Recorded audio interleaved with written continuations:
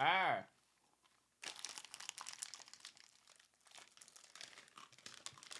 What's up, motherfuckers?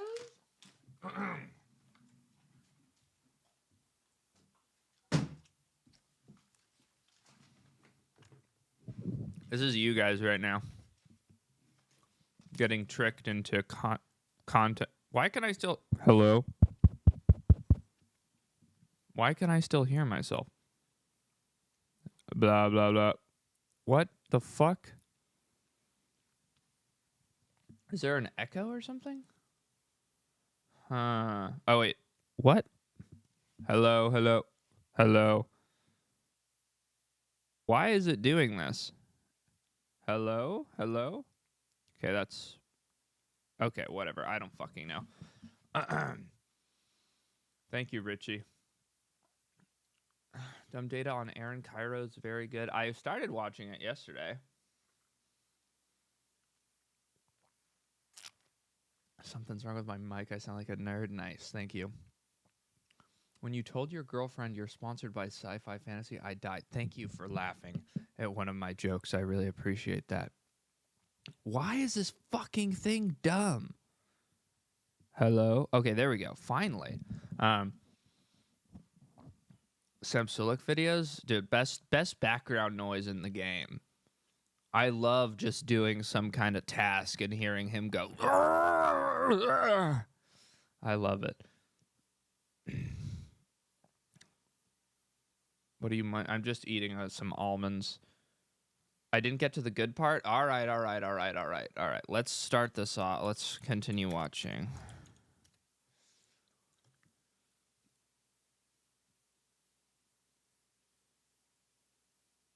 Where the hell is the... Oh my God. Is it this? Or... Oh, I think they changed my settings yesterday on the World Genius. Shit. Oh, this is a disaster, actually. Let's see.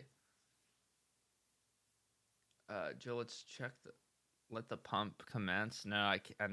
Not today. It's rest day today, bro. Let's see. Hang on, I gotta... Oh, man. Is it USB... Is it... Huh. Let's see. It might be this? I think it's this. I think that is it. Let's see. And then unmute. No, it's not. It's 2 then. It's got to be 2. Where's 2? Sorry about this, squad gang. This is not good. Let's see. Settings. USB 2. There we go. Check.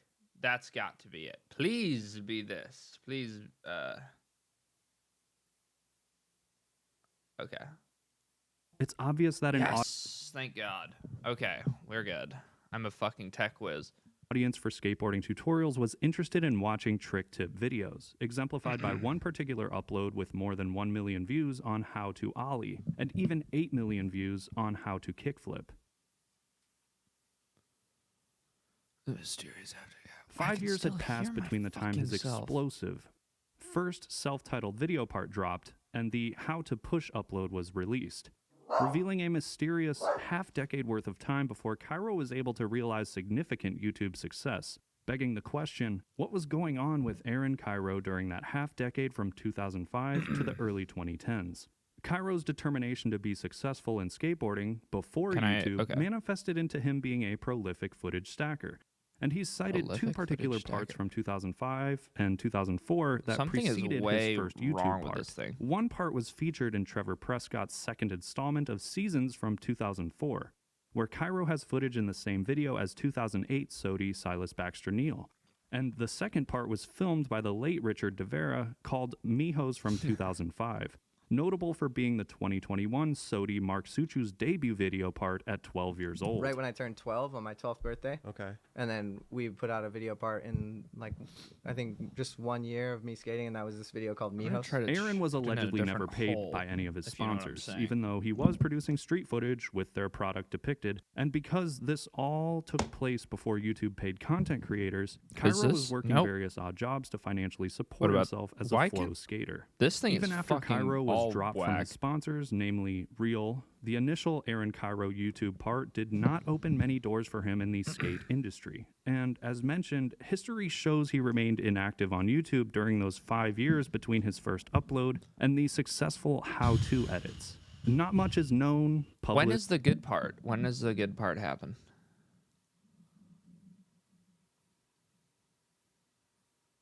Store shared about Cairo during that gap in time from around 2005 to 2010, other than he continued to work odd jobs while pursuing skateboarding. But an unavoidable detail that presents itself in analyzing Aaron's story is his involvement in a relatively controversial set of beliefs known as Scientology. Scientology, considered a cult by some, or more neutrally a business/religion, was established by American author L. Ron Hubbard in the 1950s. Dumb data Scientology. And among many other things, it is known for providing, for lack of a better term, a plethora of self-help courses to its members in exchange for monetary payments. Cairo has appeared in multiple Meet a Scientologist videos, with one of them getting uploaded to YouTube back in 2009, before he was known as the boss of Braille. But what significance does Aaron Cairo and Scientology have with anything regarding the development of Braille? Well, any success story that results in the formation of a business, particularly a successful business, regardless of the industry, requires money, not uncommonly in significant quantities, and Braille is no exception. Jumping ahead 10 years from the time the 2009 Meet a Scientologist video featuring Aaron was published, an American journalist with a reputation for covering Scientology-related news, Tony Ortega, released an article in 2019 that featured a photo depicting Aaron Cairo celebrating the achievement of reaching Scientology's silver meritorious with honors level patron status. Congratulations, which requires a cumulative donation sum of $750,000. Double T, thank you. Less than 6 months after the Ortega article dropped in 2019, Aaron uploaded a YouTube video on the Braille channel, which at the time had since accumulated several millions of subscribers, asking his audience to donate their money. Okay, I can, for some reason, here's what's happening with this thing. And then I will fix, I can hear myself on the fucking, unless I turn it there now, but then if I do that, towards the renovation, then I can barely hear the fucking video. So I have no idea what is going on with this thing. Let me just try to do one more thing here. Mix minus. Okay, so maybe, well, is this good now? No, still fucked.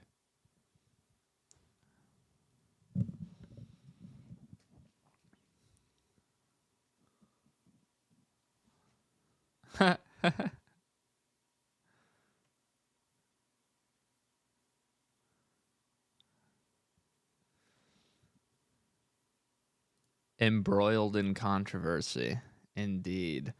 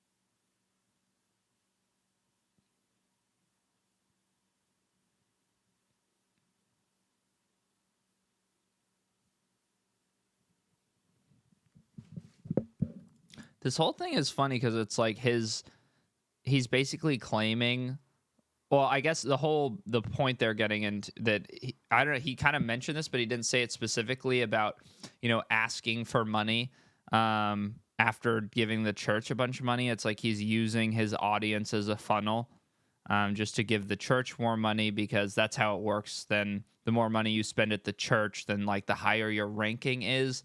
And I guess they actually convinced him, or I mean, everybody is convinced that goes there, obviously, but he was thinking that his higher ranking in the church was correlated with his view count increasing. What kind of shit was he dropping at the time? Let's see. He peaked in what, like 2016 or 2018, right? Gotta go. What's happening? What's the problem? You can't hear me? Oh my god. Okay. Oh my god. Oh my god.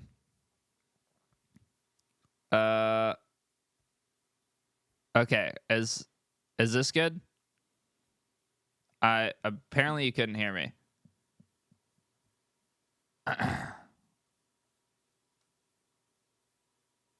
No PC audio? Steadily progressing with coursework completion from early 2009 to as recent as mid-2023, including reaching gold meritorious status. Okay, I'm sorry. I don't know what happened with the the fucking I don't know what happened with the roadcaster's fucking up today, so it's going to be a messy stream, but anyway, okay, what happened is Aaron, basically what he was saying is that Aaron Cairo, I don't want to listen to it again, so I'll just tell you, I'll summarize it. And he kind of like insinuated things without saying them directly, which is, I don't know. He just gave you the information, but didn't give like a conclusion on it. But basically what I gathered from the last 4 minutes is Aaron Cairo thinks that his YouTube success was correlated with his higher ranking in the church. And he achieved a higher ranking in the church by giving them like $60,000, because that's the way that Scientology works. Is the more money you give them, the higher rank you become, and then like you become a pure Thetan or whatever the fuck. And this was at the time where his channel was getting more views. So right after he gave the church like 60 grand or whatever, right after he made a video begging his child audience for money. So basically the Braille channel was just acting as a funnel to donate money into the Church of Scientology. Either because he gave the church all of his money and didn't have any more, or because, and then he couldn't run his business, or because he just wanted to kind of like keep the money flowing in. Regardless, a sizable chunk of it was going to the church. So yes, that's that. Donated a cumulative $1 million to Scientology. Oh my god. Still, besides this singular previously mentioned bad optics from Braille asking its community for skatepark donations. I like how dumb Data's calling this bad optics. Like earlier he said, for an organization with like an unfavorable reputation or something, it's like the cult that like uses slave labor and is abusive, and a million other things that you can find is in one Google search. Come on, let him have it. Let the hammer down, dude. Donations. What is the importance of Cairo being a relatively generous Scientologist patron, and how is it linked with Braille? Braille's peak YouTube performance was in 2016, and it just so happens that Aaron completed 36% of his 25 Scientology courses in that year. While it's tempting to conclude, based on this information, that, just like the previous article said, Cairo's Scientology productivity can be tied to Braille's YouTube performance, it's worth keeping in mind that correlation does not necessarily mean causation, but it is quite a damn... Being an outspoken advocate... It's known as presumptive correlation. That's what it's called. I learned that actually today in the car, about 10 seconds before I started streaming. I was listening to something. So this is really convenient because now I sound smart. Presumptive correlation. And extremely generous patron to an organization that's seen by many as a religion means that there's a chance that a portion, potentially sizable amount, of the money earned by Braille from YouTube ad revenue and income from all the additional entrepreneurial skateboarding endeavors associated with Aaron Cairo is going to find its way in helping to fund Scientology. Determining whether helping to fund Scientology is objectively good or bad, however, isn't exactly the most straightforward answer. No, it is. It's very straightforward. It's definitely bad. How is it not a straightforward answer? How is he saying it's not a straightforward? It's obviously bad. He's like, I don't know. I'm just the numbers guy. I can't really tell you if Scientology is good or bad. It's like, come on, bro. Step up to the plate a little bit. I mean, you've set the table here. You know, fucking dunk the alley-oop you've given yourself. What? I don't... This is also, it's like, of all things to kind of like pick a side on, you know, and to really let him have it. Like, this would have been a pretty easy one. I don't think he would have got a whole lot of pushback on this. Back in 2009... 4 to 5 years after Cairo. So, okay, the whole premise of that, or I guess the insinuation, is that Aaron Cairo's views were highest while he was. Thank you, Spooks, for the $1 letting me know about my audio. By the way, that when he was donating the most to the church, that was when his view count was highest. That's kind of. It's interesting, but I'm not sure that like, it's hard for me to kind of, I guess, believe or fully buy into that because Aaron Cairo like was selling tech decks and he was like making an app and had like a website and generally the business was doing well, that like the reason for that was because like it was from some boost by the church. Do you know what I mean? I mean, maybe they have a program that can do that. Maybe they have like view bots and stuff, but I don't feel like it didn't seem particularly fake to me. Like if I went around and when I talk to like, you know, kids at Woodward or whatever, and they talk about YouTubers, they like a lot of kids watched, a lot of kids watched Aaron Cairo. Like it doesn't feel like a fake. You'll give me insight, Ricky Glazer? Okay, maybe in a second. Should we get no science? Should we get Ricky Glazer on the horn? All right. Let's get Ricky on the horn. Are you going to get in trouble for this, Ricky? Or is that already over with? Basically, what I was saying is, it doesn't sound... Wow, speak of the devil, and he will appear on your FYP. Nice dark slide, Ricky. Just leave a like on this. Oh, my gosh. Boom. All right. I'm going to call you up, Ricky. Get you on speaker.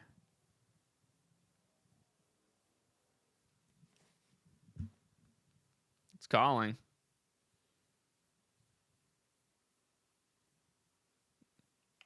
Yo. Hey, buddy. What's up?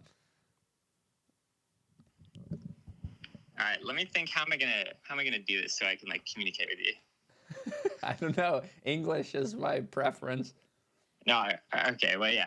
What do you think of the vid? I feel like you should have watched the rest of the vid for like a little bit more context. Do you want me to call you back in like 15 minutes? Yeah, I mean, if you want to do that. I don't know. You said I should. Is there important stuff I'm missing? Well, like I filmed a reaction to this too, and I'm like gonna post it soon. But like, I don't know. I feel like it's a super interesting topic. I feel like Dumb Data, he has like a really lot of good information, but then he missed like so much stuff too. Yeah. But then like, I don't know. And like, I got to disclose, like, one, I'm not a Scientologist at all. Two, I still work for Braille. Aaron Cairo is my boss. So like, you know, take with what that you will.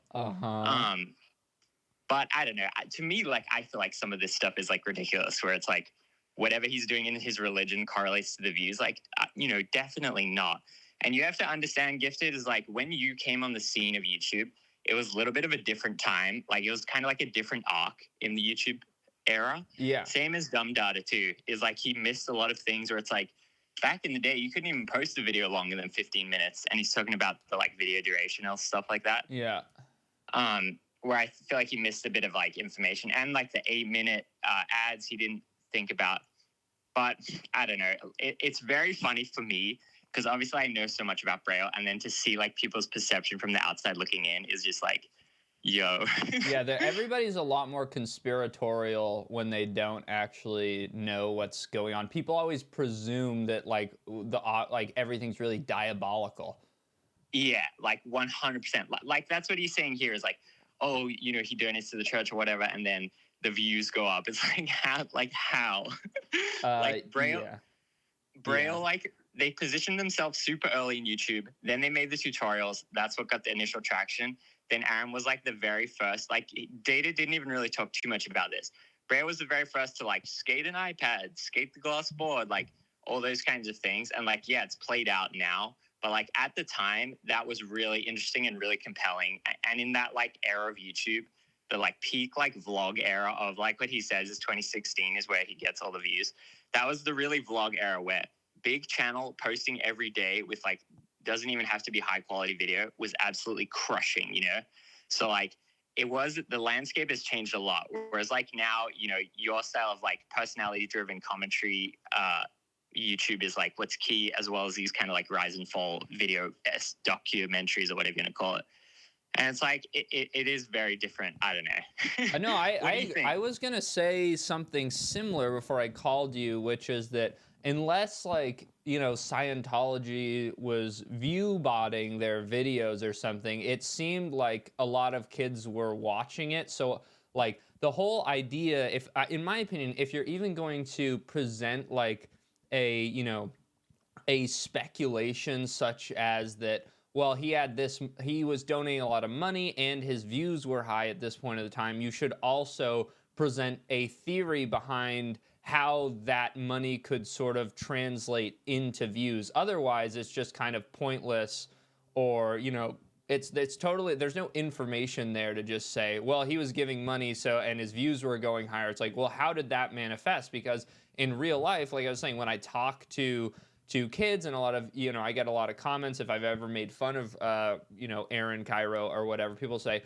you know, I actually used to watch him when I was younger. So it's not like, you know, it was like a total, it felt like there was like a huge hole that his views were like coming from nothing or anything. Like it actually felt like there was an impact. Obviously, tons of people are familiar with Braille. They're like, their imprint on YouTube history is kind of undeniable. So unless you can explain, in my opinion, how like, you know, those donations or his ranking increasing in the church would actually, you know, translate into more views, then I don't see it. Because like what you're saying is it makes a lot more sense to just look at things practically and say like that style on YouTube was a lot more popular. Like you can look at a lot of other kind of like, that wasn't just for skateboarding, the whole YouTube space in general was like a lot more kind of wacky. That's kind of what I'm saying. So I agree. But yeah, also let me say to the chat is like they say, yo, Ricky on the damage control. Braille 100% absolutely does not like that I'm talking about this. Like for sure, guaranteed. Like I'm doing this for the love. Like I'm a Gifted Hater fan. Like what you saw when I met up with you. They probably didn't even like that I met up with you, you know? No, but they like did. I'm my own person. They did. And like, yeah, I'm connected to the company. Like, yeah, I'm connected to the company. I work for them. Like, that's cool. But I'm my own person. I have no religious affiliation. Like, I just here for the you know, for the viewers. Like, I think it's interesting. I think you made a good thing. I think it's cool to like talk about this. So like, don't take them too seriously. Yeah, I mean, I think it's funny. Like, I made the reaction. I feel like Braille will probably not be like hyped on my reaction, but I don't know. Hey, what's up? Are you busy? I am a little busy. Okay, thank you. Where were we? They say Ricky does it for the culture. Yes, exactly. Yes, thank you. All right. Well, I'm open. I'm open to a nice conspiracy theory. I love a nice conspiracy theory, but so far I'm not convinced. But I guess I'll just keep watching. Yeah. I mean, honestly, he kind of like, I feel like in the second half of the video, Dumb Data does kind of like fumble a little bit. Is like he could have had a stronger narrative, but then he kind of just gets locked down in the data and doesn't really he doesn't really expand his views too much. He just kind of says, "Oh, they were here. Oh, the views are down." That's kind of it. Okay. But yeah, but this is fun, Gifted. You know, I like that you've been streaming more. You know what my dream is? You know what my official dream is? What is that, like Ricky? Do live streams, have like a debate. Like I have like you and John Hill on, and then we say, all right, this is the topic. We got to debate today. I'd love to debate John Hill on anything. I don't even care if I agreed with John Hill. I would take the opposite opinion of whatever John Hill's position is. Wouldn't that be fun? Even if it was like what you said, like a little competitive debate where you like just learn about the thing you're gonna debate. It doesn't even have to be like super emotional. But like I feel like skateboarding needs a little bit more like stuff like that. Dude, you tell me when and where, and I will show up with a Trenta Starbucks refresher ready to verbally combat John Hill. All right, well that's good to know. I'll see if I can work on it. All right, let me know. I'll talk to you later, yeah, bro. Appreciate you calling up. Have a good stream. All right, bye, Ricky. Peace. OMG, Ricky Glazer. All right. I didn't get. All right, we'll keep watching the video. I do need to get some water though, so give me like 2 seconds. I'll be right back.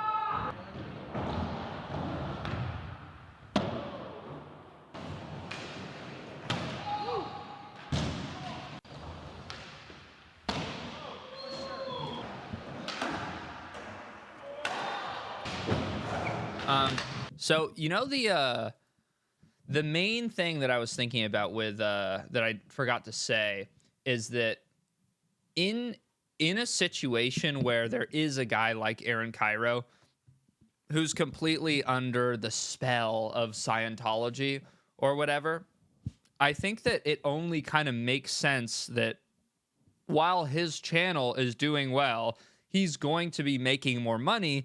And as he is a part of an organization like Scientology that operates, by the members donating / paying the church money, obviously, as he's getting more money, he's going to be giving the church more money.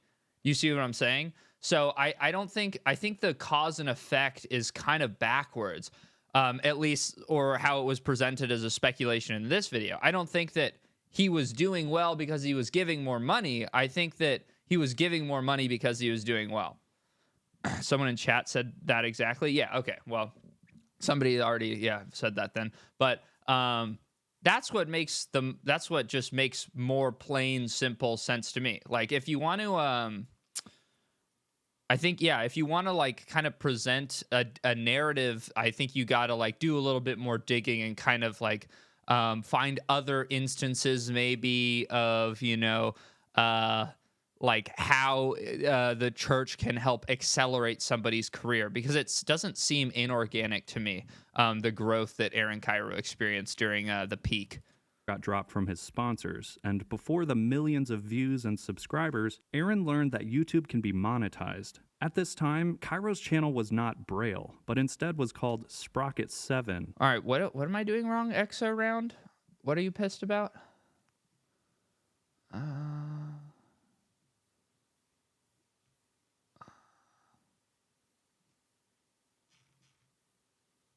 Okay. Or the geniuses yesterday? Fine.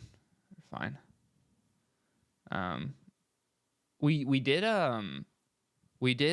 bucked up like energy drinks, and dude, this bucked up stuff, I've a Red Bull has never gotten me anywhere near that high.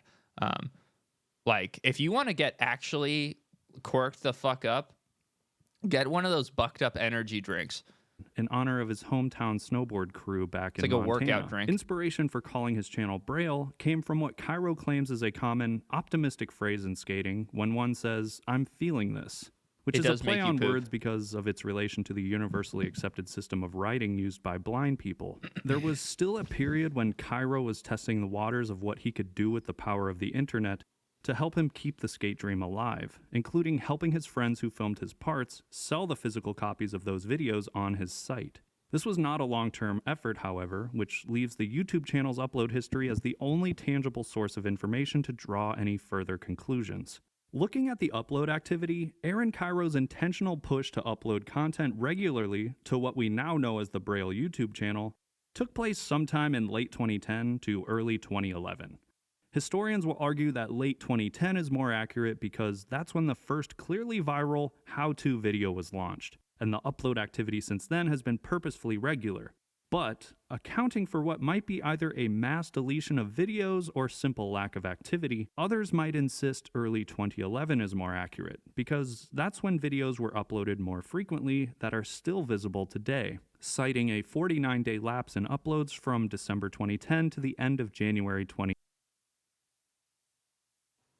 With Dumb Data's videos, I just have no fucking idea like what is going on right here. Like there was kind of a narrative that was sort of, I don't know, his whole thing is like, this is, and every time he can say like if he were to hear this criticism, like it's the point of his channel or whatever, which it is, but it's like the point of your channel might actually be holding you back from potentially reaching a wider audience or, you know, just getting more views or whatever. Because I'm like, damn, I feel like we got to an interesting idea over here. Like this reminds me of the Ben DeGro's 9 Club video where it's like, oh, we're onto something interesting, and there's like, oh, and we're back to just like random bullshit. Like we should have kept going with the interesting thing instead of going down some numerical rabbit hole. So that's how I see it anyway. 2011. Regardless, Braille's first 100 videos have an average of just under 300,000 views per upload, led significantly by what currently sits as the 8th most viewed video on the channel to date, the 8.4 million views from the How to Kickflip the Easiest Way tutorial edit. This 2-minute video is narrated by Cairo, who gives relatively detailed instructions on what your feet should do to perform a kickflip, and it's Aaron who's kickflipping in the video. Jesus Christ! This 2-minute video is narrated by Cairo, who gives relatively detailed instructions on what your feet should do to perform a kickflip, and it's Aaron who's kickflipping in the video. Dude, that was insane. He held what? Like balanced it too? Dude, Aaron Cairo's a fucking nutter. That shit is hard. Is that oh, it is a skate park, okay. And it's Aaron who's kickflipping in the video. Dude, that's fucking crazy. That's like actually kind of looked like a Rodney Mullen clip. 9 months after the viral How to Kickflip video was dropped, Aaron supplemented his YouTube growth trajectory with the Skateboarding Made Simple digital download series. This was a moneymaker for Cairo, an idea he said that was a turning point for him and Braille, which he mentioned in his 2019 book, How to Get a Billion Views. This guy's saying I'm a regen of Aaron Cairo. Y'all are exactly the same. He's way better than me though. I wish that I was like a carbon copy of Aaron Cairo and I could kickflip, nose grind, nollie flip out. Dude, I would, if I was, you know what? Well, all the jokes about Aaron Cairo turning himself pro, dude, If I was that good, you better believe I'd be like, Jerry, give me the board. Give me the stop fucking around and give me the board. I would demand to be pro if I could kickflip, nose grind, flip out. On YouTube. Cairo was uploading historical clips and other shorter skate videos almost daily back in 2010, but it wasn't until mid-2014 that he shifted to filming current vlog-style videos and uploading them on a daily basis. While today's YouTube landscape is much different than before, two big growth milestones for aspiring full-time YouTubers in the mid-2010s are the 100,000 subs checkpoint, which Braille hit in June 2013, and then of course 1 million, which Cairo achieved in August 2016. The best year for Braille's channel, as far as total views are concerned, was in 2016, when the channel achieved nearly 466 million views from the 360 unique uploads. And 2016 currently accounts for more than an entire quarter of the channel's 1.8 billion lifetime views. At the time of making this edit, Braille has 404 videos with more than 1 million views. It's just and a more joke, than Jerry. 800 videos have at least 500,000 views. In 2013 and 2014, Aaron Cairo published 1,535 videos on the Braille channel, equating to an average upload frequency of 2.1 videos every day. Accounting for the time frame when Cairo uploaded frequently, back in 2010, to the end of 2023, average year-on-year viewership growth is 60%, with growth peaking between the years 2014 to 2015. When the total view count skyrocketed 155% from 86 million views in 2014 to 221 million views in 2015. But if you only account for the last 7 years, dating back to 2017 through 2023, year-on-year viewership has declined, on average, over 31% every single year. Okay, I know that 2023 number. is slated to have the least annual views in the Braille channel's history since 2012. And only 266 videos were uploaded in 2012, compared to the daily total that the channel has achieved since 2013 to now. Additionally, the average length of videos in 2023 are nearly 17 minutes per upload, whereas 2012 videos averaged less than 2 minutes, meaning that Braille is pumping out more, longer content, but is floundering as a channel, comparatively speaking. The last time Braille achieved 1 million views on a YouTube video was in 2022 on 5 separate occasions, first in February of that year with a 21-minute skateboard versus BMX upload, then again in March with Braille versus the pump track, then 2 times in July, actually on 2 consecutive days, first with the retractable roller skates upload, and then a video titled I'm Sorry, where Cairo mainly reflects in a monologue about the channel's history. And finally, in late August of 2022, the world's strongest skateboard upload has since hit 1.2 million views. 2023's best performing video was in late March, with the 24-minute Don't Break the Amazon polycarbonate skateboard upload, which has since achieved 986,000 views, not too far off of 1 million. In late March, with the 24-minute Don't Break the Amazon polycarbonate skateboard upload, which has since achieved 986,000 views, not too far off of 1 million. More than 85% of the 404 videos with 1 million I do that all the time too. more views are consolidated to the years 2015 to 2019. What are we doing? 2016 accounts for over 32% of those uploads with 1 million or more views. Glass in the title, and 6 of them achieved at least 1 million views. 61% of the 404 videos with 1 million or more views have the word skate and or skateboard in the title. The best performance. What is the missing ingredient? September, October, and November of 2023 are amongst the top 26 worst single months in the channel's 161-month history. And the rankings are even worse if you only consider months where Braille uploads every day. In marketing, there's this thing called the unattainable triangle, which illustrates the real-world concept that any product or service delivered with high quality and efficiency will have a high cost.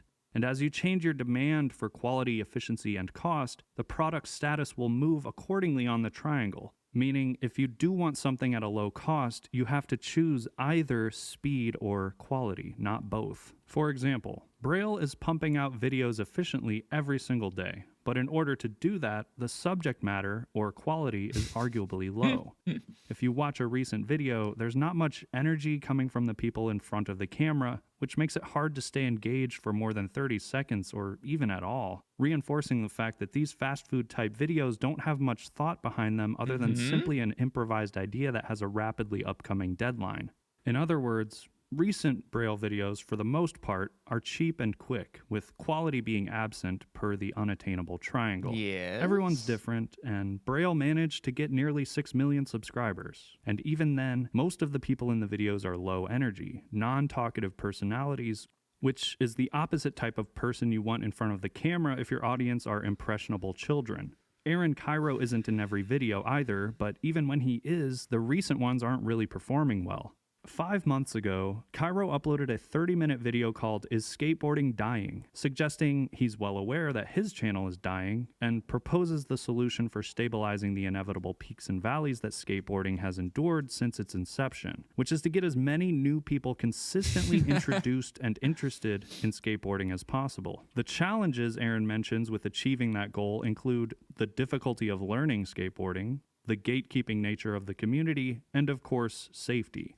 When I asked what is most discouraging about skateboarding a few months ago, injuries and difficulty were the main reasons, and gatekeeping or toxic culture was actually the least common answer. Aaron argues that skateboarding is statistically safer than playing football, which might be true in most Oh my God. cases, but anyone new to skateboarding has to deal with a relatively much scarier introduction to maintaining your balance while riding a board.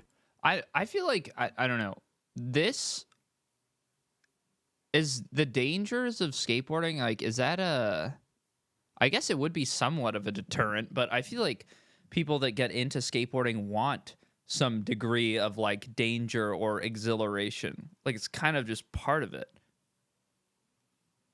I don't know. I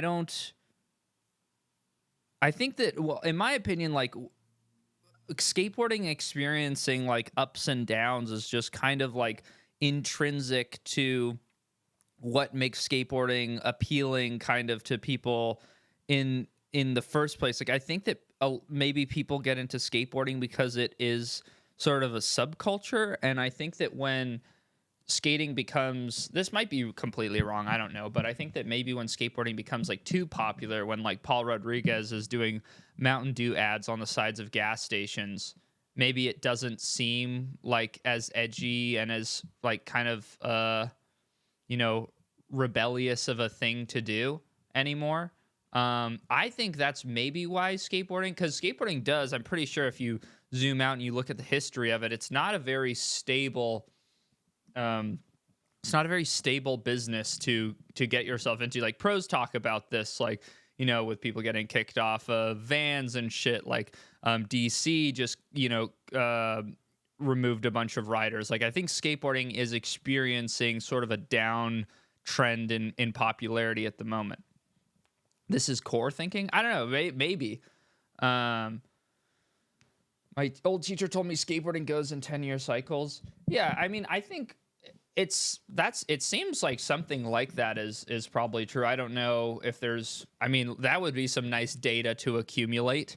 That would be interesting to look at. Watch my vid about Barracks closing after this. It's only a 4-minute video essay. God, Ricky, you know what I have to do to self-promoters in chat, right? I will watch it, though, but you know what we do to self-promoters. Which is scarier than throwing the pigskin in the backyard to get introduced to football.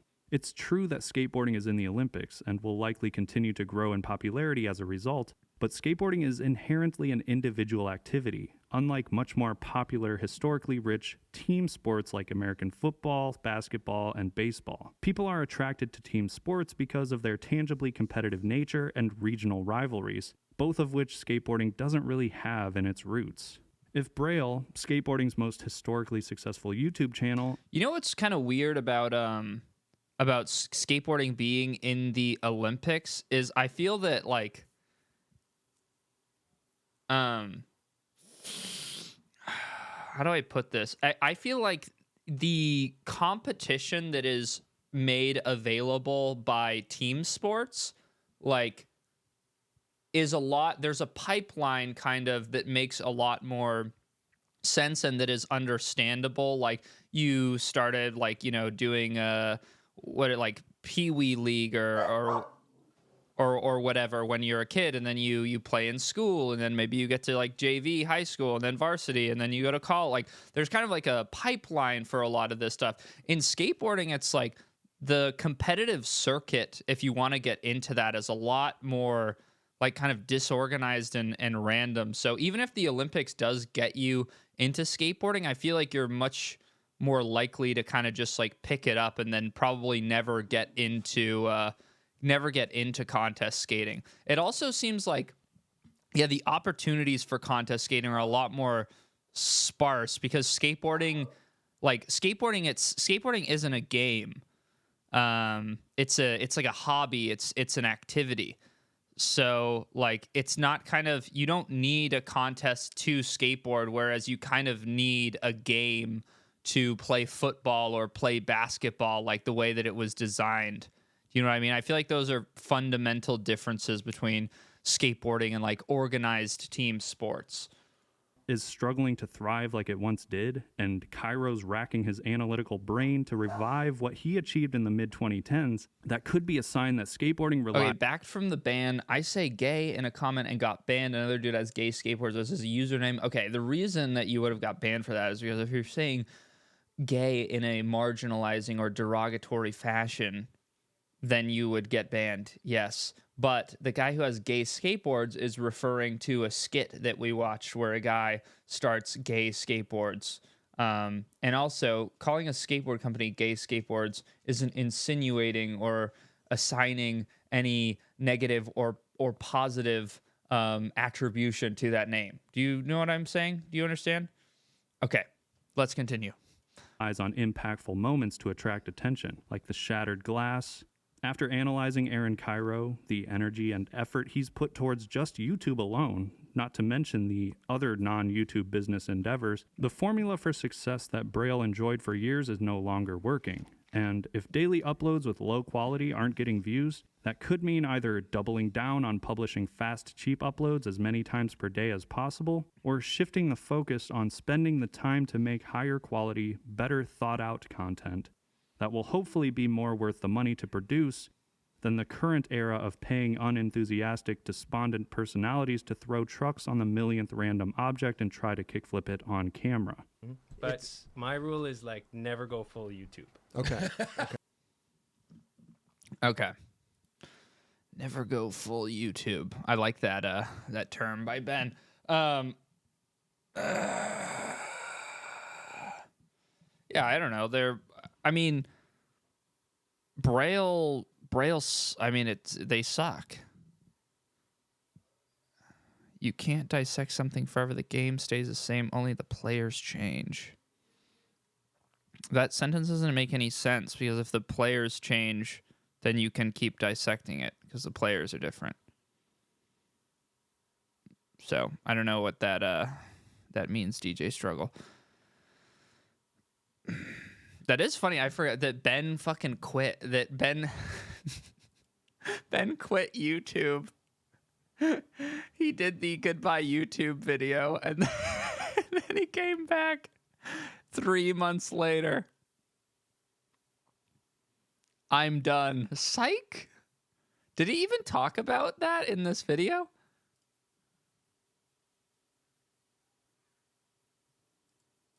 The brown one.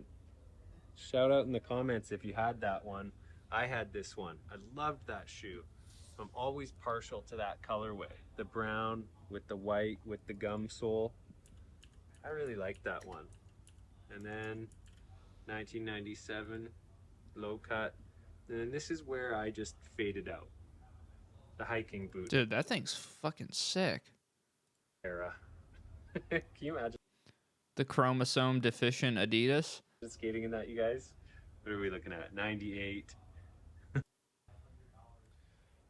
And that's a wrap, you guys. Sorry I crapped out on filming the rest of the trip. Once Adriano left, he left on like day 6. I kind of lost the motivation to like keep pulling out the camera and didn't have somebody to film so much stuff. So big shout out to Adriano for helping. Oh, he's back home. Okay.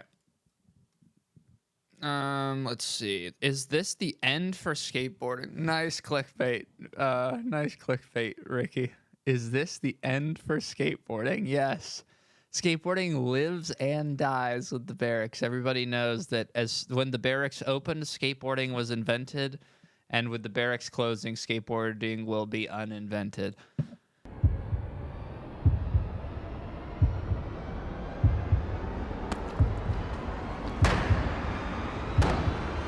Yeah, you did say it was 4 minutes, didn't you, Ricky? The skateboarding industry as a whole has been downtrending, and we have been affected by it. Oh my god, I love that, dude. Look at this fucking asshole talking about trends. The skateboarding industry is in downtrending. Why don't you take off the blue hat with the fucking tacos on it? Maybe that's the problem. Dude, it is. I'm actually relishing in watching these like weird fucking child exploitative YouTube fucks be like, we have been affected by skateboarding. Downtrending. It's like, dude, people are wise to your shit. Like, I don't even think that it's this idea that skateboarding going on a downtrend is like affecting your fucking YouTube views. Like, I think that you guys are just a bunch of freaks and people are tired of watching it. Like, that's how it looks to me. Why the fuck would anybody want to look at this horrific image?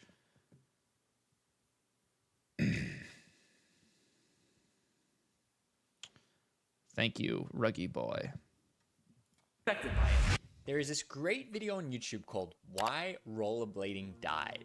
It covers how rollerblading was one of the fastest growing sports of all time in the 90s, only to fizzle out 10 years later. The nail in the coffin was in 2005 when the X Games cancelled all rollerblading events and basically downgraded it from extreme sport to fad.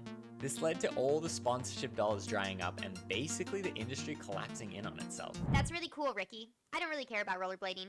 Talk about skateboarding. Okay, well. All right, so rollerblading, here's what also this kind of, I need to just not look directly at Ricky right now, because this shot is really weird. Why is it so close? I don't think, I don't think that, that if a hobby is legitimately like tenable or sustainable, that, and I haven't watched that video, so I don't know all the details, but like, I don't think that sponsorship money or the X Games kicking it off would like kill it.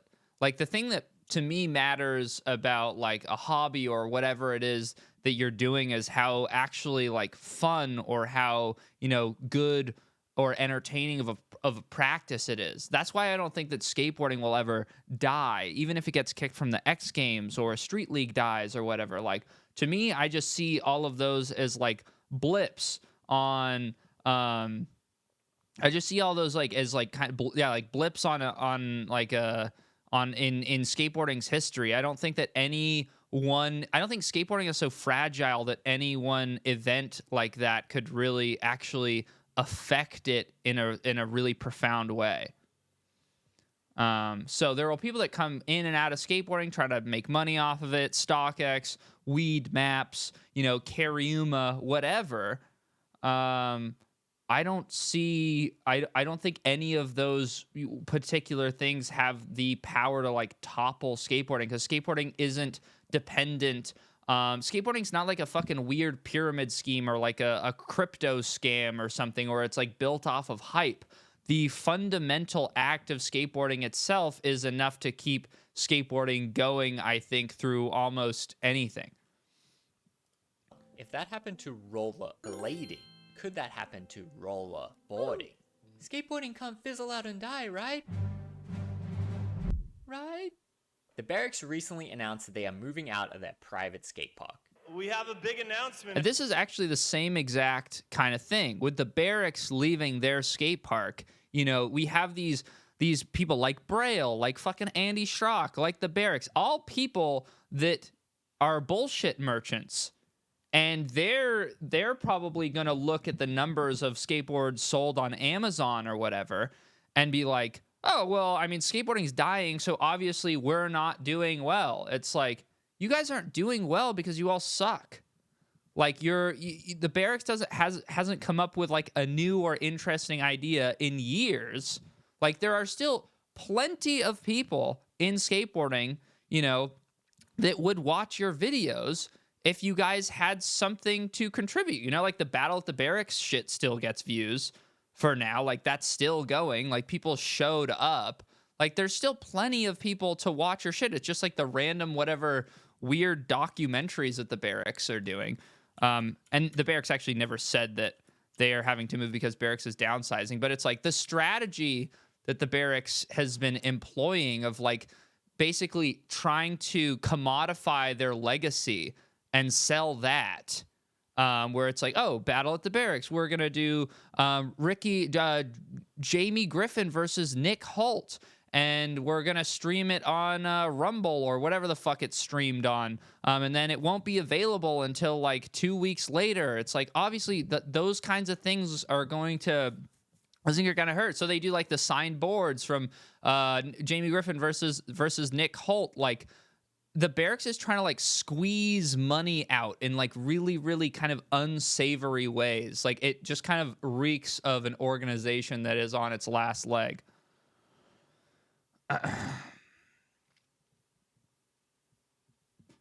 Anyway. Everybody, we're moving. We're moving, guys. The skate park was a symbolic cornerstone of the skateboarding industry, where all the top pros come and try their best tricks in a controlled environment. They didn't announce the move was due to hard times, but I can only speculate that the giant warehouse in LA isn't that cheap, and with the industry declining and inflation rising, moving out seems like more of a necessity to survive. Andy Schrock from Revive Skateboards also posted this video yesterday where he explains a similar situation in a much less dramatic and ambiguous fashion. I have some bummer news, and I'm gonna tell you, things are changing here at Revive Skateboards in the Shred Quarters. We finally had to kind of lower our overhead, and we'll be moving the distribution warehouse into this one. If you've been watching for a long time, you remember that this room used to have a skate park and our boards and stuff. Well, we're gonna go back to that. Times are tough and we're scaling back, and it's affecting some of the lives here in our little Shred Quarters family. Unfortunately, we're having to drop some of our staff, and that hurts. That's really where I feel like a failure. But, you know, no one's really in skateboarding to be rich and famous. Andy does go on to give a little bit more of an explanation as to why. Being involved in the skate industry, this is something I've known for a little while, but I've never seen anyone really publicly discuss this. During COVID, there was this huge surge of new skaters. People were stuck at their houses bored with not a whole lot to do, and they thought skateboarding was the perfect thing to fill in their time. Every company's skateboard sales went crazy and everyone sold out of all their products. That's great, right? Well, what went on to happen is, due to the nature of COVID and a wood shortage that came from it, no one was able to get any more skateboards despite ordering and ordering more. After a while, the world eventually did go back to normal, and people kind of got over skateboarding and didn't really care about it anymore. And then all these skateboarding brands were left with way too much stock and not enough sales. And in a business, this can create a lot of problems. We also saw this with dwindled distribution. So yeah, that part, this is definitely true. I went to a warehouse. I don't know if I should say which one, but they had like 30,000 skateboards sitting on stock. It's like common that skateboard companies will reprint over graphics. Like, they will sand down boards and then like kind of sell them as new boards because they have so much inventory. And that is from COVID. Like, the demand spiked and then the companies were trying to keep up with the demand. Like, that was for wheels too. Like, remember Spitfire wheels were kind of impossible to get. They don't even, some don't. Neo sand them down, but a lot of brands did. Like, wheels were really hard to get, and so like the demand died and like the boards were kind of still coming in, I think, and then yeah, there was just tons of inventory, which was bad for a lot of companies. That's like Fucking Awesome was, I think, doing some like 50% off warehouse moving sale type of thing. So the industry as a whole got pretty shafted by COVID, but some brands were kind of smart about it and they could see that coming. But a lot of brands did not. I think the Primitive Warehouse, I've obviously never been there, but I think the Primitive Warehouse had like a ton of boards. For For those of you that don't know how distribution works in skateboarding, sometimes a company like Dwindle will own a bunch of different brands. In this case, it's these ones. I'm just speculating, but it seems like these factors caught up with them as well, leading them to a point where they couldn't pay their team riders anymore, as well as firing legendary former pro skater Bill Weiss, who was an integral part of the operation. Hey everyone, how are you? My name is Bill Weiss. I've been with Dwindle Distribution for 19 years and I just got a phone call letting me know I've been fired. I wanted to start by saying thank you to all the amazing people I've had the opportunity to work with at Dwindle over the years. I can't thank you enough and it's been an absolute honor. It was cool to see the skaters rally behind Bill and support him by quitting these brands, but it's devastating to see these legacy brands in skateboarding become this empty shell of... Well, haven't Darkstar boards been in Walmart forever? Like, okay, I don't know, Ricky, I know you're spinning the narrative right now, but I don't personally think that it's devastating necessarily. Like, this is the thing, you know, with a plant, like pot, you got a plant in your house and some of the leaves start to wither and die. What do?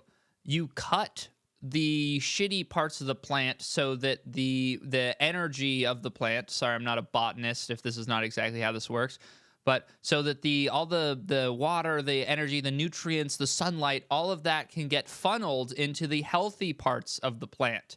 And you don't have like you don't have people coming in and spending money on shitty brands like Darkstar and Almost. Like, these companies have been withering and dying for ages.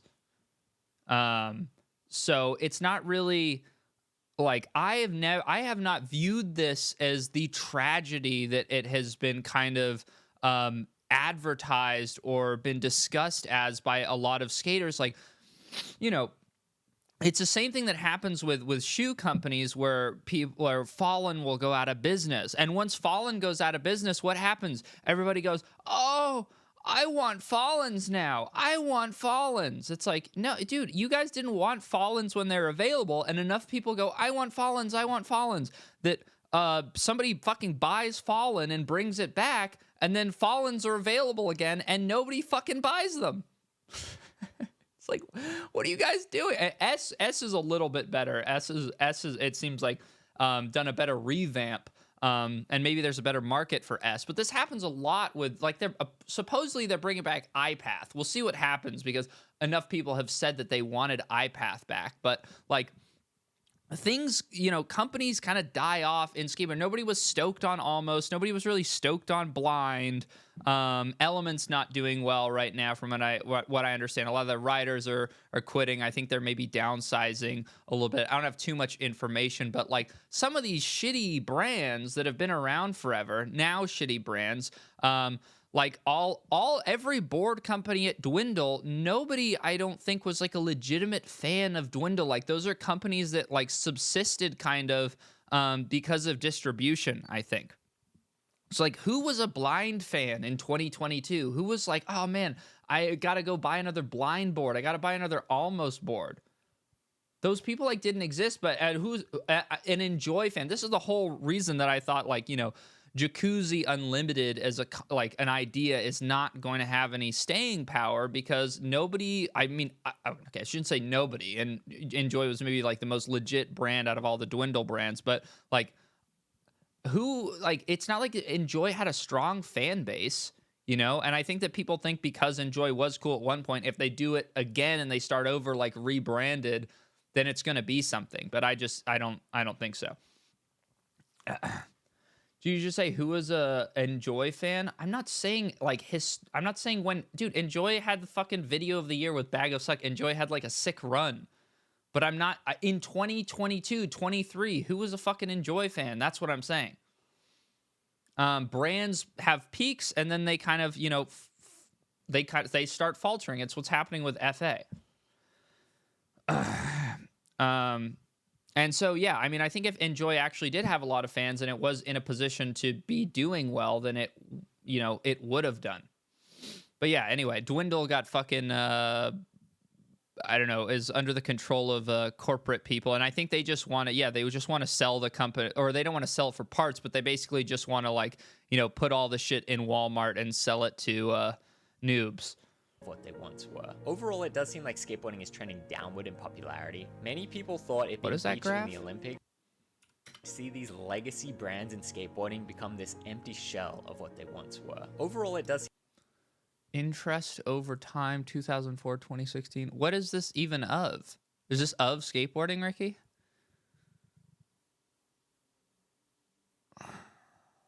Because this is even like, if this is of skateboarding, then what are we even talking about here? Like, because when did skateboarding start declining? Like, this graph doesn't line up with any of the timeline that has been proposed so far, that like in 2022, 23, like things have taken a nosedive. Like this doesn't correlate at all with the information you're presenting. This is just like a random graph you threw on there.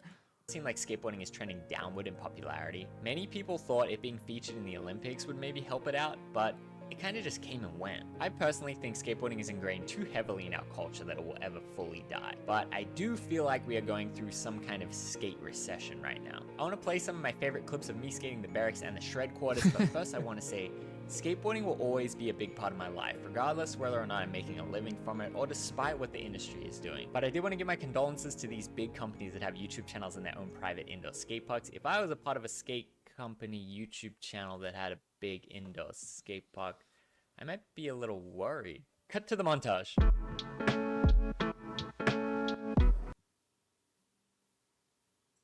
That's what he meant when he said it was 4 minutes.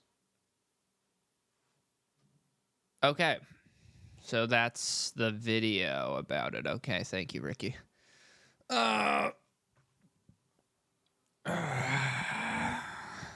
Last 10 seconds, actually. Barra versus Hyphenate. Oh, you're in here still, Ricky. What the fuck is happening? Oh my god. Okay, there we go.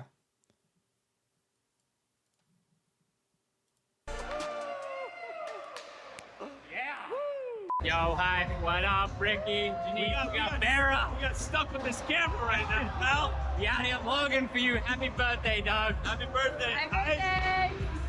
Look at this photograph. Beautiful. Okay. I don't mind if 80% of the skate industry get broke and all team managers have nothing to do anymore, as long as all of us keep skateboarding or just keep enjoying my life. Yeah, I don't think it's gonna. I think this is an opportunity for rebirth, in some respects. Like, you know, I think it's probably, honestly, I think it's a good thing that Dwindle is like basically not a skateboarding company anymore, because it hasn't been one for a long time in my mind. Like the last new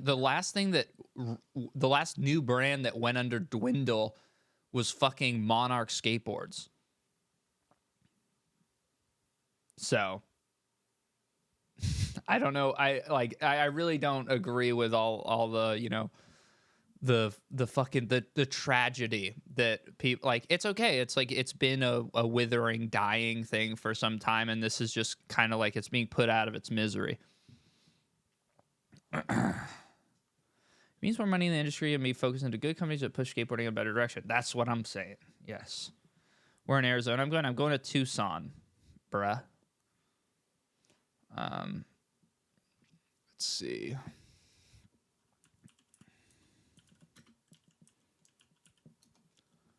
Okay. Dude, this board's fucking sick. How much do they want for this one? $70? I kind of like this board. I like the stain on the bottom. It's kind of sick. I don't like this board though. This one seems really dumb to me. This would also, I feel like this would just be kind of embarrassing to skate. Like skating a catered child selfie. Bro, you have the wackest taste. Okay.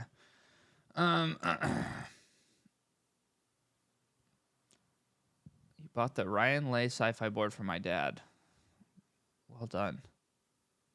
It's kind of some cater glazing to skate that. Yeah. I don't want to skate like somebody's random fucking selfie, really. Especially of them as a kid. I don't know. And there's something, I don't know exactly how to put this, but there's something also kind of sinister-ish about this, because like Strobeck is like, there's like some poaching allegations, like he kind of, you know, stole or whatever, like coerced or somehow kind of managed to get Cater onto Violet when maybe that wasn't like the smartest decision for Cater to do that, to leave Baker. And I don't even know how long this whole thing is going to last, but like, it does kind of, I do kind of have this image in my head, like, and you know, Cater's an adult, he can make his own decisions or whatever. But it probably is kind of confusing when a lot of people are trying to like pull you or push you in a certain direction and tell you like kind of what's good for you. And then like getting him to come to Violet and putting a picture of him on a board of him as a kid with like, you know, money is just like, that doesn't really like leave the best impression to me. Do you know what I mean? Does that make any sense? You guys catch what I'm sort of saying? T-Funk bounced? I don't know.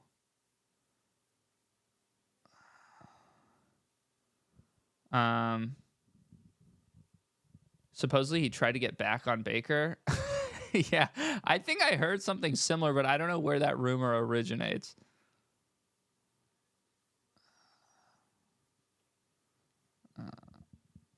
Reynolds said no. Good for Reynolds, if that's true.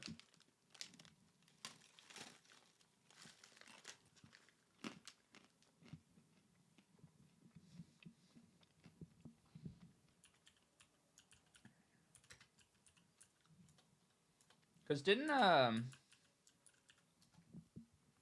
T-Funk post like a photo with a GX board or something?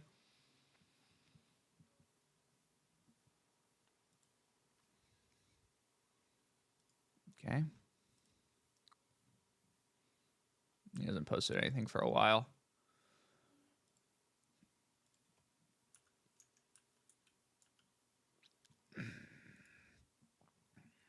Still follows them. Is there anything on Slap about it?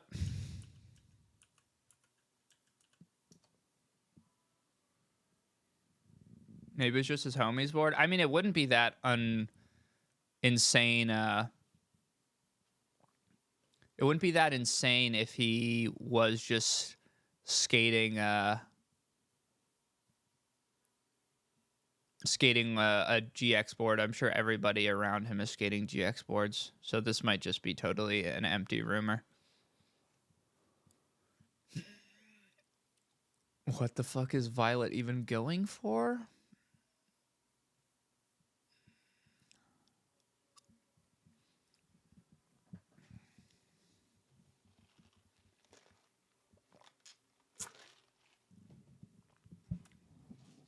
Is there possibly a video and team announcement brewing at Vans? Over the past few months, seems like a few people have been wearing just Vans after leaving their fully on spot at other companies. Cater, America to... What? Jerry, America to Vans? What is happening? I don't know what the fuck this thread is about. Okay. T-Funk posted a GX board and it said goodbye. I feel like I had that screenshot somewhere.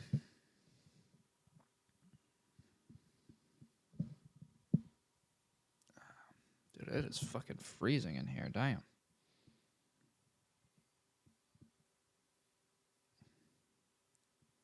Let's see. I'm going to see if I can find it, but I'm not too confident.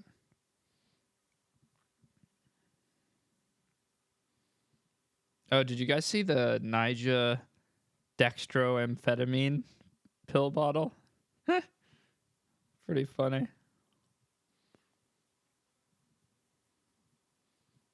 Yeah, I don't know where that is. Might not have saved it. Oh well.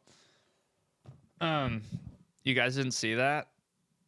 Pretty funny. Yeah, there's a. I'll probably save it for a hate line or whatever. But yeah, there's a photo of Nija's amphetamines. Some dude in LA that owns a shop or whatever posted it. Kind of makes sense that Nija's a speed demon. Does hate line still exist? I don't know. Does it? I never officially retired it. I just haven't made one for a while.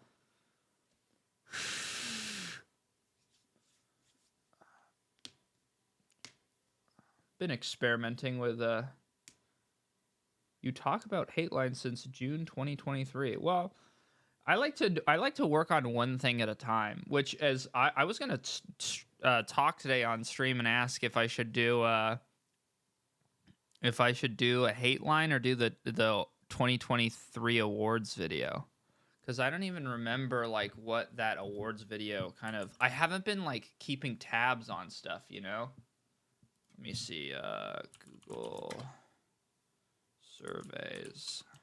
What were the categories I used last year? Let's see. Okay, what is this stupid thing? Oh my god. Google Forms, that's it. Go to Forms. 2022 awards. Let's see what I had here. Oh, the horniest ripper. Yuto, Jordan Maxham, Nija, Dane Berman. Product of the year. Oh, these are good categories. I should just run this back. Danny Way, anti-mask pro model. TikTok YouTuber of the year. John Hill, Local Joe, Johnny Ringer, Ben D, Brian Arnett, Skate. Real Sody Jaw, Louis Funk, Gustavo Rivera, Wade D, TJ Rogers, Tyshawn. Fit of the year. Oh, we had some bangers, dude. Alex Tripler. Mikey Alfredo.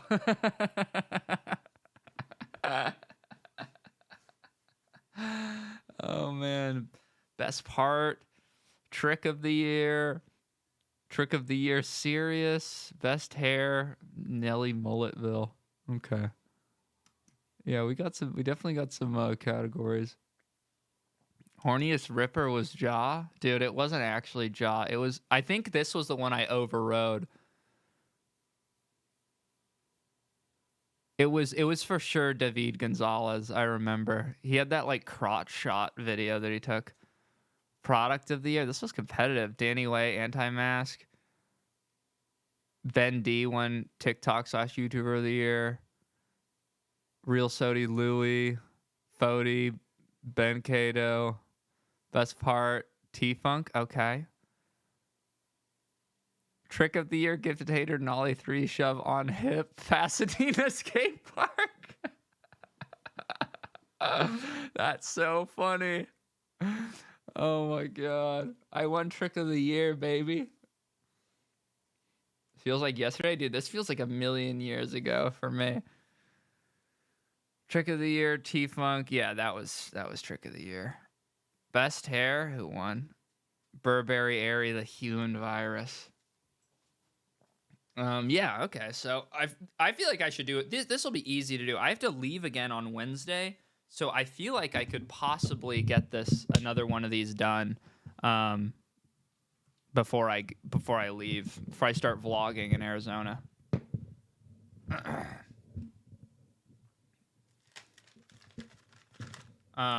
So let's make a new one.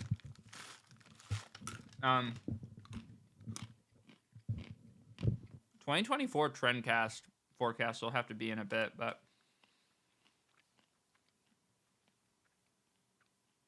let's see.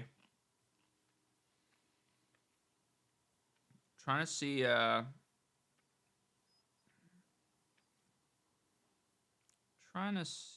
I wrote some down. We definitely need to do some fits of the year. All right. So you guys are going to help me now. Write some categories and some noms. Did I have one already? Let's see.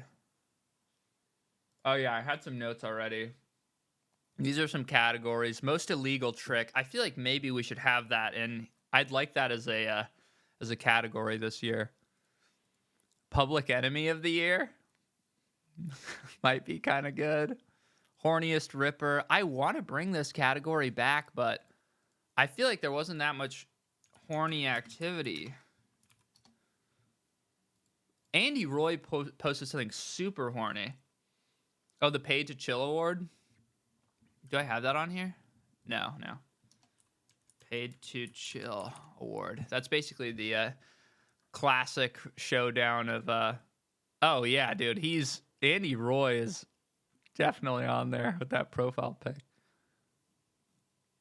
He like hard posted some crazy shit. He might have. Yeah, definitely. Oh my God. Okay, no question. Andy Roy, horniest ripper. Oh my God. Yeah, we got Andy Roy's a fucking shoo-in. He did something real crazy, but I don't remember what it was. We'll find some other any other nominations? Go to Dane Berman's threads.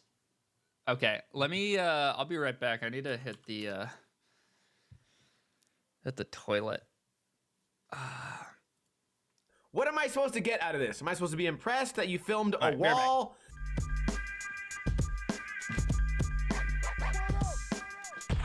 What is going on, guys? Welcome to another episode of Ninja Review, the series where I review videos submitted to me by you guys. Today we have 2 videos and I don't have much faith. As I was skimming through these videos looking for thumbnails, you can see the blurriness, the pixelation, and also for this thumbnail, which isn't good to begin with, you can tell that all 4 wheels touch on this manual, and I haven't even hit play on either video yet.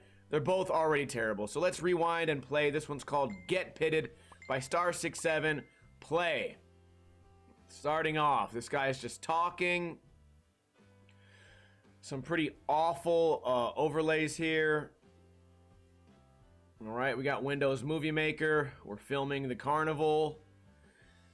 Is it a skateboard video? Haven't seen any skateboarding yet. 20 seconds in. Still haven't got a single trick landed. Video's really blurry. I don't know if this is a filter or if the camera is just extremely old or like bad quality. A 50-50. I always say start your videos off with a bang. A 50-50 on a ledge. Not the best way to start the video. And this is, I guess, supposed to be a hill bomb. He got all of, what, 8 miles per hour there? So, the next trick is a nose stall. Quality right here is really killing me. I've seen better quality videos made in the early 90s. So I don't want to I don't want to hate on someone for maybe not having access to a better camera, but you could probably film better with a payphone than whatever they picked up here. I had an old camera, VHS-C, and it's right around this quality, and I don't know what year those came out, but it had to be like the 80s. No slide big spin, probably the best trick so far. Way too much roll away, and then follows that with a nose slide. So a less good trick, and then the filmer looked away at nothing. So there's already, listen, already there's 0 effort put into quality. There's 0 effort put into filming. There's 0 effort put into editing. And you get people like this, and they put a video on YouTube, and they say, hey, subscribe. And you go, well, for me to subscribe, I would have to move my mouse a few inches and hit the subscribe button. That's already more work than you put in to editing this entire video, because I'm pretty sure you just dragged every file over and just said, fuck it, whatever happens, that's what's gonna happen. Okay, we get a grab in a street video. If we even want to call that a grab, he bent down and touched the board. Kickflip up, big spin. Okay, this might be the actual talented skateboarder in the bunch. This is the hill bomb again. Oh my god. I'll fast forward. You know what? I'm gonna try and just keep it going. I'll fast forward. Because if I sit there and I try to watch that, this is what I fast forwarded to. We got a sloppy nose grind shove. Little line here with the fakey backside flip. 5-0. Okay, fast forwarding was a good idea, although I'm still wondering, like, what am I supposed to get out of this? Am I supposed to be impressed that you filmed a wall? Am I supposed to be impressed that, you know, the manual we watched earlier, you touched all your wheels down on the manual? Am I impressed that your friend can fall? Maybe it goes with the music, I guess. I don't know. We get a nollie flip, get a back tail. We get this little manual. Wow, I was only gone for 4 minutes. That was actually pretty speedy.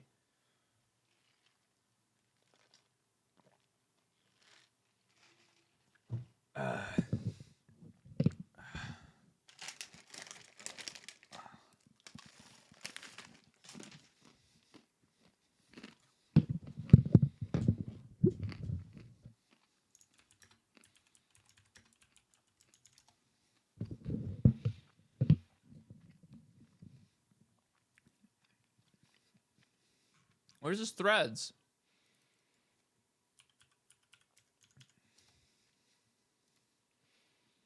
Oh, God.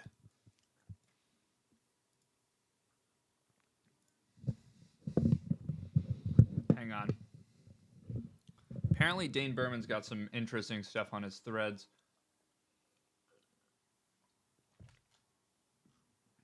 Oh, there's a lot of porn on here. It's all porn. There's a Israel with a swastika, and then there's a girl grabbing her boobs. Let's see what Dane... No wonder Dane's on here.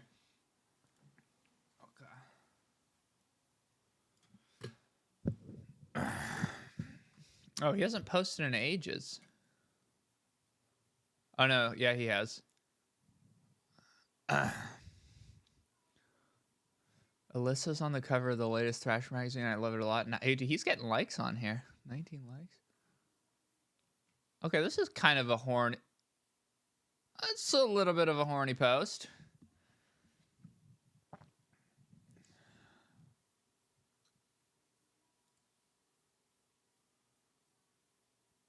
Interesting.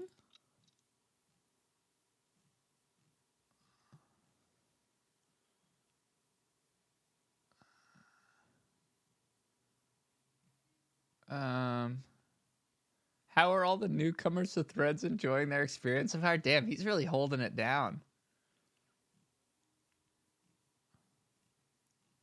Dude, this website fucking sucks. Look how shitty it is to look at on on the computer.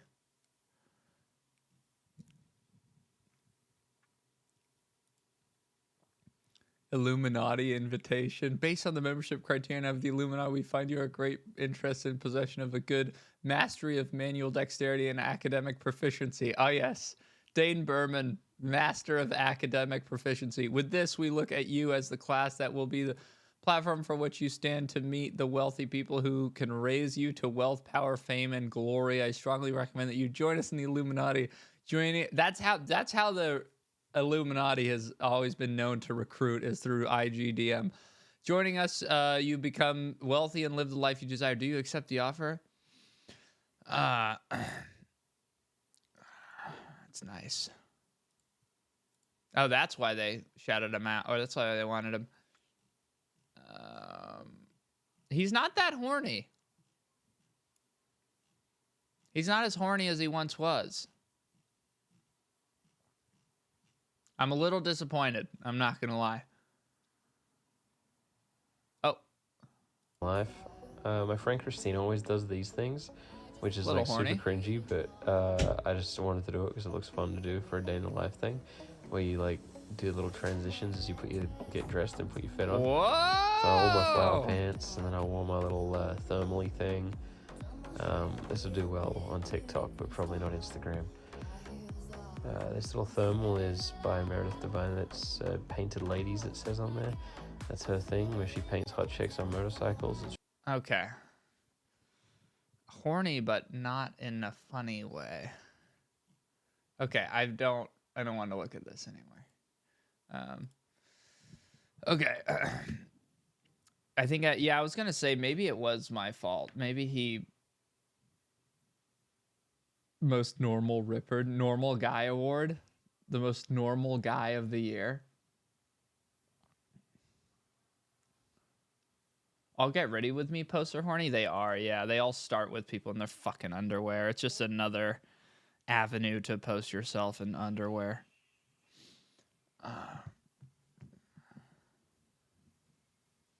Do a Target run vid. Okay. Let's see. What other, do you guys have any award ideas? I put some, I asked on Instagram. Let's see what they were saying. I don't think I ever went through all of them. Let's see. Archive. It would be nice to introduce a few new categories this year.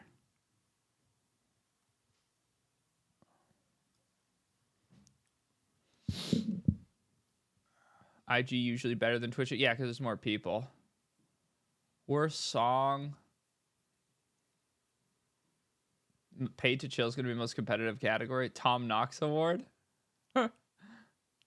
Best street grab. It's a little too specific, I think. These kind of take longer to do.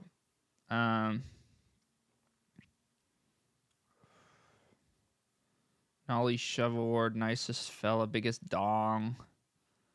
Laziest pro, biggest snub. Future cat lady. Best lil kitty.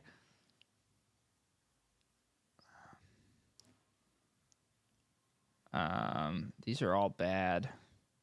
Fake Steez Award is possible.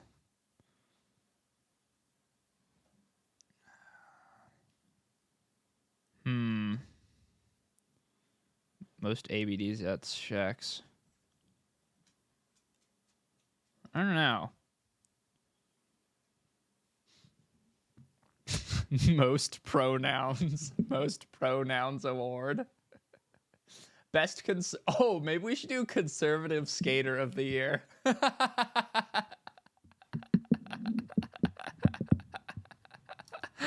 Oh, that could be pretty sick. Ripper of the year.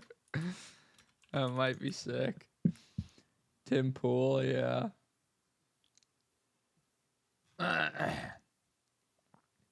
Worst career move of the year could be good.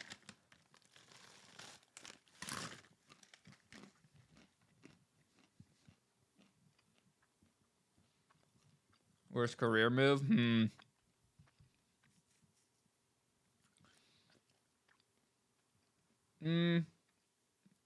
Let's see what else. We had Trick of the Year. I feel like we should have Trick of the Year on here, right?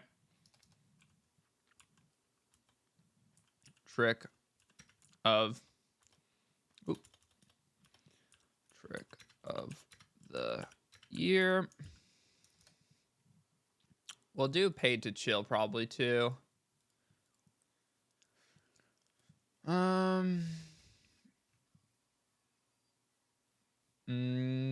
Best part. Should we do a best part? We should do a best part. Should we? We'll write it.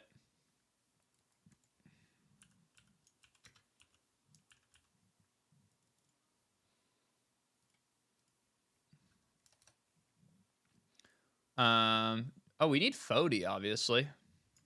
Fit of the year. We need that. Miles Silvis is on there. See, the thing is, I'm going to need to start, like, keeping track all year. Should we do an underrated? Most underrated skater of the year? We'll keep that as a maybe most underrated.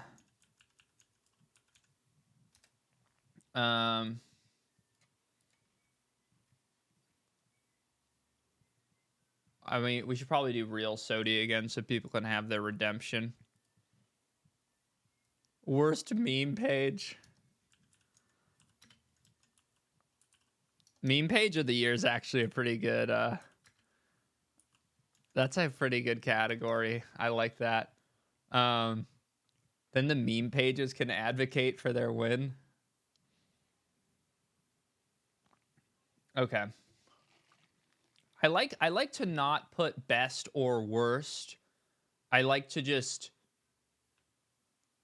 Oh yeah, we need to do YouTuber / TikToker as well, of course. Skate Theorist is on there.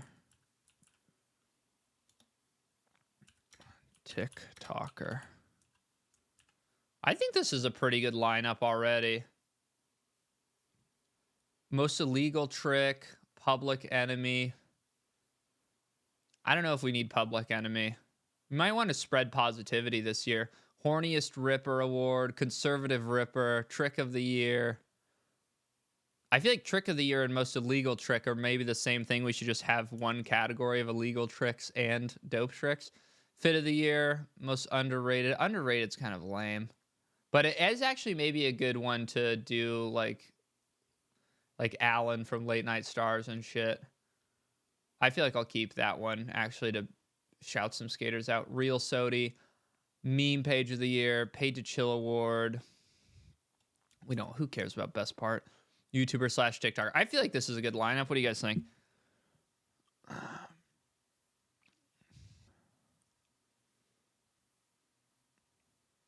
Look Maxer of the Year. That's actually maybe a decent category, Neo. Look Maxer.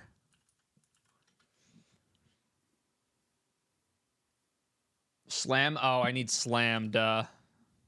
Slam of the Year. Okay, that's good. Obviously the dude that fell off a building, but that might be fun.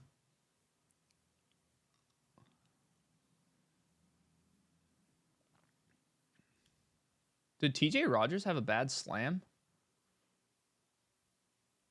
Half my viewers aren't going to know what Look Maxer means. Dude, I think that a lot of them are going to know what Look Maxer means. Look Maxer means.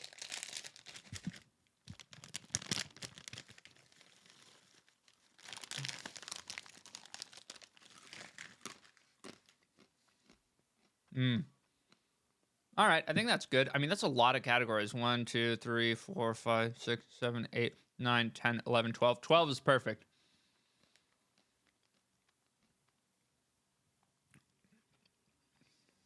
All right.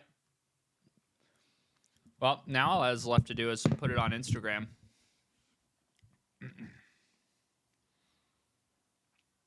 All right, so I can do that once I'm done streaming.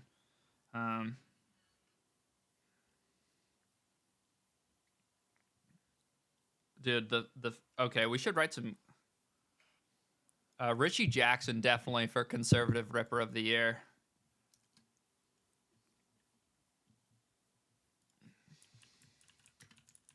Richie Jackson, Tim Pool. Who else do we have? Is Sheckler conservative? I feel like we should just put Sheckler on there. He's Christian. Cody Mack, of course. Yeah, that was who I was thinking. Is he with a Y? Cody Mack. Oh, what's her name? That one girl. Rachel Silverman. TJ Rogers slam. It's gonna be bad.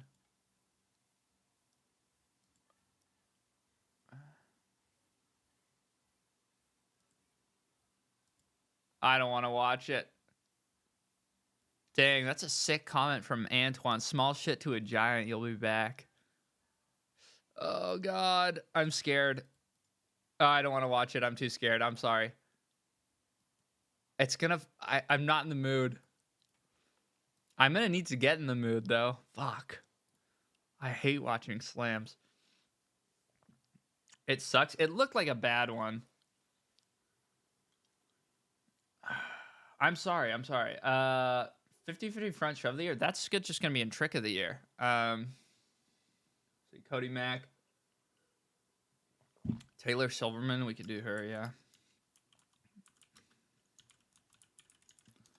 I feel like we should go on Shredder News to see some conservative skaters.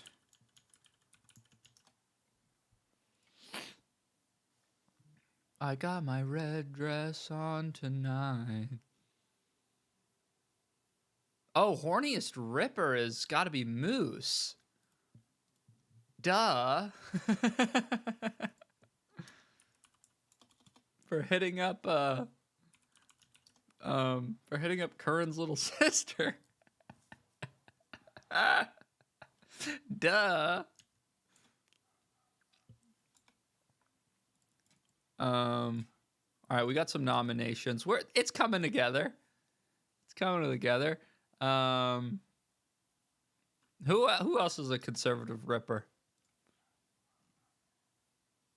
Wecking Ball teases Manny Buster. He hasn't done anything yet, though.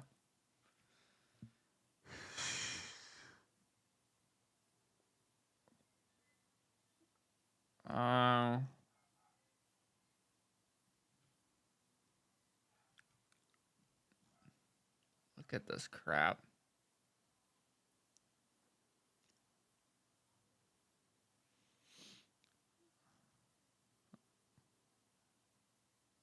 Long lost 11-year-old skateboarder resurfaces. It's me, baby. Dude, these two, baby. I don't know. We'll come up with some more. Yeah, the Irresistible Vibes was funny. Okay. Fit of the year, we got Miles Silvas. Who else was dropping fire this year? Chris Weimer is posting a lot of MAGA stuff. Okay, we'll put him on there. He's kind of boring, but we'll put him on.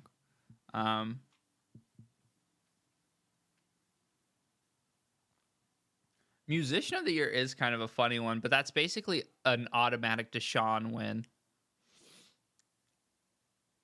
Ryuhei? Oh, yeah, Ryuhei had a lot of fucking fits, didn't he? The French guy. El Chamaquita? Yeah, that was his name, huh? Is that actually how you spell it? Whatever, we know who we're talking about. Jinwoo? Oh, for sure, Jinwoo, of course. Thank you. Zach Anders? Yeah, he was kind of styling on him, huh? I'll put him on. I don't know if I'll include him, but he's going to come on this sci-fi trip.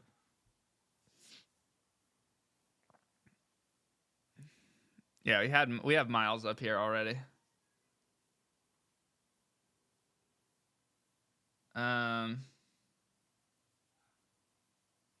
the Look Maxing Award the Neo Award. Okay, we'll put it in parentheses. Neo Award. Cordano. Oh baby, you already know Cordano. Rookie of the year? No. Fuck them kids. All right, we'll leave it like that. I'm also gonna ask on IG, see if people have some shit. Is that most underrated? We got Alan Bell. Who else is underrated this year? What are some parts that I liked? Not saying to watch, but add to the link. What is this, E-Jazzle? Hi.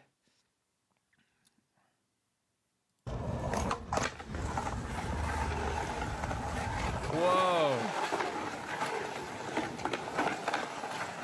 Who's gonna save this for his video part?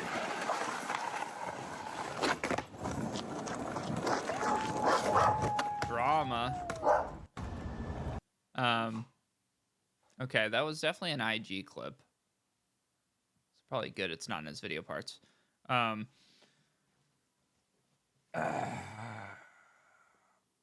White with the security dupe.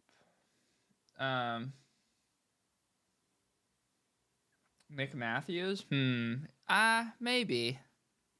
It's kind of an easy pick though, I think.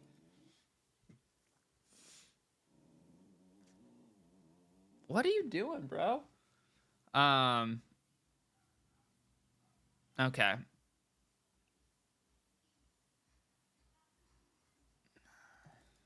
Oops. This is just gonna be trick of the year. Did Casper do his Did he do his table line this year? Oops. No, that was last year, huh? Fuck. I would have loved to have put this in there. Or is this a different video? Magic moment. What's the one where he does the 2 tables? I feel like it was that video. Last year, okay. All right. Oh yeah, we got to do underrated E2. He didn't even get a Sodi nom.